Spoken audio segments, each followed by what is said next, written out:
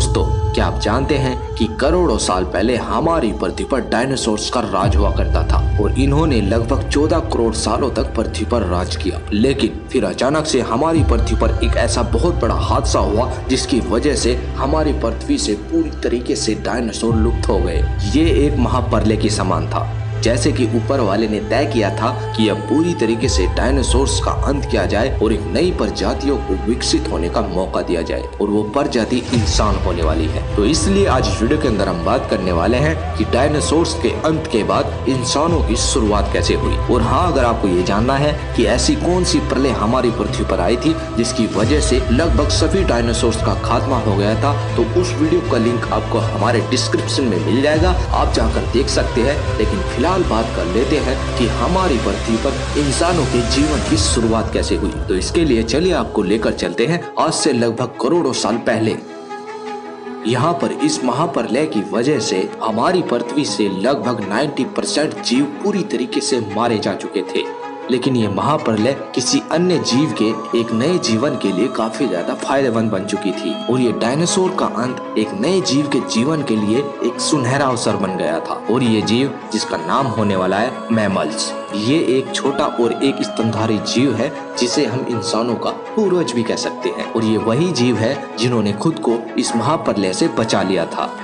अब इतने बड़े महाप्रलय के गुजरने के बाद पृथ्वी धीरे धीरे फिर से हरी भरी होना शुरू हो गई थी, और जो धरती पर 5% जीव बचे थे वे धीरे धीरे नई प्रजातियों में विकसित होना शुरू हो गए थे। और इन्हीं में से एक आज से लगभग 5.5 करोड़ साल पहले इयोसीन इपोक नाम की बंदर जैसी दिखने वाली प्रजाति, जिनकी आंखें इनके सर के ठीक आगे की ओर थी और इनकी सोचने वाली शक्ति यानी जिन्हें आप मस्तिष्क कह सकते हैं, वह सर के ठीक पिछले हिस्से में था। लेकिन धीरे धीरे इनके शरीर में बदलाव होने लगा, जिसकी वजह से आने वाली प्रजाति सीधे खड़े होकर चलने में सक्षम हो चुकी थी। और अब आगे चलकर पृथ्वी में धीरे धीरे और भी बदलाव होना शुरू हो गए थे। मतलब कि धरती के टेक्टोनिक प्लेटों में कुछ हलचल हुई, जिसकी वजह से वे आपस में टकराने लगी, और इनके टकराने की वजह से हिमालय जैसी बड़ी बड़ी पर्वतमालाएं खड़ी होने लगी, और जिन्हें आज हम हिमालय पर्वत के नाम से भी जानते हैं। अब इन पर्वतों की ऊंचाई ज्यादा हो जाने की वजह से मौसम में भी काफी ज्यादा बदलाव होने लगे। चारों तरफ सूरज की रोशनी फैलने लगी, जिसकी वजह से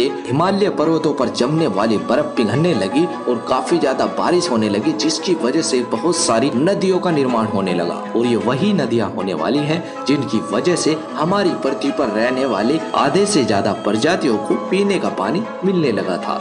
आज से लगभग 1 करोड़ साल पहले पृथ्वी वही रूप लेने लगी थी जिसे आज हम अपने जीवन में देखते हैं और महसूस करते हैं। लेकिन आगे चलकर हमारी पृथ्वी की परिस्थितियां फिर से बदलने वाली थी। मतलब कि हमारी पृथ्वी की टेक्टोनिक प्लेटों में फिर से हलचल होना शुरू हो गई थी, जिसकी वजह से अफ्रीका के कुछ हिस्सों में एक नई पर्वत श्रृंखला का निर्माण होने लगा। और इन पर्वतों की ऊंचाई इतनी ज्यादा थी कि इनकी वजह से यहाँ के जंगलों में हवा आना बंद हो गई, और यहाँ पर मानसून न आने की वजह से यहाँ के सभी जंगल धीरे धीरे सूखने लगे। और इसी जंगल में रहते थे हमारे कई सालों पुराने कुछ पूर्वज, और हमारे पूर्वज कहलाते हैं पैरोलापिथिकस। ये दुनिया के सबसे पहले जीव थे जो कि पेड़ों पर रहकर फल खाकर अपना जीवन व्यतीत करते थे। ये दुनिया के एक ऐसे लोते जीव थे जो कि पेड़ की एक डाल से दूसरी डाल पर आसानी से आया जाया करते थे। आगे चलकर ये एप्स जलवायु और जंगल की बदलाव की वजह से खुद को भी बदलने लगे थे, जिसकी वजह से ये चिंपैंजी, गोरिल्ला और इनमें से कुछ इंसानों में भी बदलना शुरू हो गए थे। और अब ये धीरे धीरे अफ्रीका के सभी जंगलों में फैल गए थे। यहाँ पर काफी दिनों से बारिश न होने के कारण धीरे धीरे यहाँ के सभी जंगल सूखने लगे, जिसकी वजह से पेड़ों पर रहने वाले एप्स की मुश्किलें बढ़ने लगी, क्योंकि पेड़ों के सूख जाने की वजह से इनको फल मिलना बंद हो गया था। अब ये खाने की तलाश में धीरे धीरे पेड़ों से उतरकर जमीन पर आना शुरू हो गए थे। और ये है एडिपिथिकस रेमिडस, और यही वो हमारे पहले पूर्वज थे जिन्होंने धरती पर सबसे पहले कदम रखा था। और ये हमारे वंश के सबसे पहले सीधे चलने वाले जीव थे। ये वो जीव थे जिन्होंने कई हजार सालों के विकास के बाद सीधे अपने पैरों पर चलने लगे थे। और आगे चलकर समय के विकास के साथ साथ ये अपने आप को काफी ज्यादा विकसित करने लगे, जिसकी वजह से इनका दिमाग पहले से काफी ज्यादा बड़ा और काफी तेज हो गया था।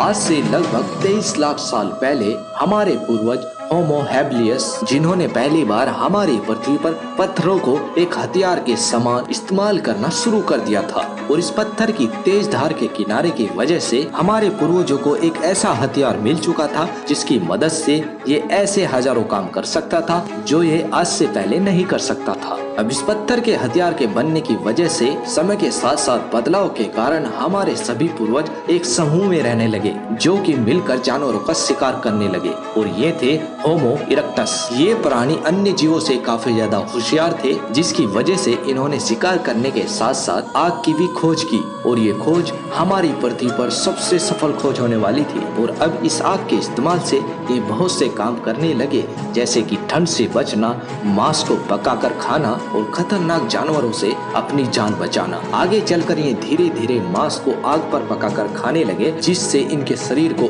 और ज्यादा एनर्जी मिलने लगी और इसकी वजह से इनका दिमाग और ज्यादा विकसित होने लगा।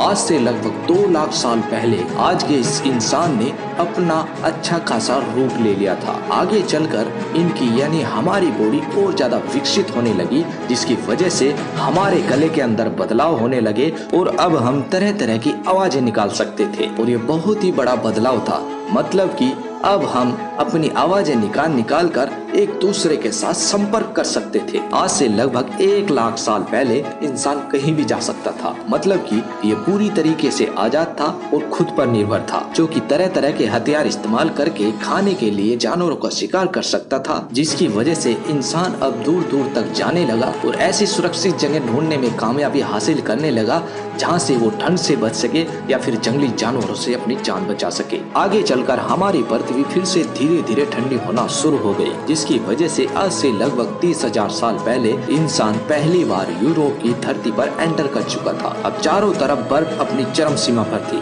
लेकिन इंसान अपने नए नए एक्सपेरिमेंट करने में जुटा था। मतलब कि आइस एज के इतने कठिन दौर होने के बावजूद भी इंसान अपने जीने के नए नए तरीके ढूंढ रहा था, और आखिरकार हमने अपने आप को इस माहौल में ढालना शुरू कर दिया। और इसके बाद हमने अपनी अलग अलग बस्तियों के साथ जगह जगह पर रहना शुरू कर दिया था। आगे चलकर हमने अपनी जरूरतों के हिसाब से खेती करना भी सीख लिया था, जिसकी मदद से जमीन पर रहने वाले कुछ इंसानों ने जानवरों को मारना छोड़कर खेतों में पैदा होने वाले कुछ वनस्पतियों पर अपना जीवन निर्भर करना शुरू कर दिया। और आगे चलकर हमारी नई नई सभ्यताओं का निर्माण होना शुरू हो गया, जिसके अंतर्गत हमने गणित और विज्ञान का इस्तेमाल करके ऊर्जा पैदा करने वाले कुछ साधनों का निर्माण किया, जिनकी मदद से हम बहुत बड़े बड़े कामों को भी आसानी से निपटा सकते हैं। और अब ये हमारा समय है, मतलब कि हम पृथ्वी पर पूरी तरीके से विकसित हैं, और यही कारण है कि पृथ्वी पर हमारे जैसा दूसरा और कोई नहीं है। और ये तो सिर्फ शुरुआत है,